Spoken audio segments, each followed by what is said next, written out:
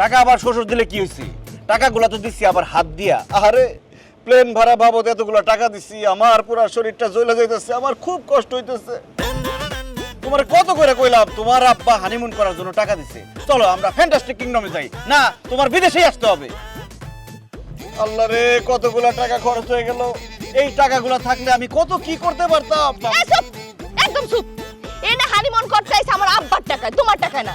আমি না আইছি, আমি না মজা করবো, ঘুরবো ফিরবো, খামো দামো, যা মন চায় তা করবো। আন যাও, যে একটা গাড়ি লও, হোটেলে যাইতে হবে, একটা সুন্দর রুম লইতে হবে, আমার রেস্ট করো। গাওয়া সে গাড়ি লো আবার। এমনিতেই প্লেন ভাড়া বাবদ কতগুলি টাকা নষ্ট হয়েছে, এখন আবার গাড়ি নিয়ে হোটেলে যাই, এই বাবদ আরো টাকা খরচ হইব। আমার পক্ষে গাড়ি নেওয়া সম্ভব না। এ টাকা কি তোমার খরচ হবে? টাকা খরচ হবে তোমার আব্বার। তোমার আব্বা টাকা দিছে তাতে কি? টাকাগুলো তো খরচ হইতেছে আমার পকেট থেকে। আমার পকেট থেকে টাকা এইভাবে অপচয় আমি করতে পারবো না, আমি গাড়ি নিতে পারবো না। আল্লাহ রে, কেন যে এই কিপটার বাসা কিপটার আমি বিয়া করছিলাম। আচ্ছা ঠিক আছে,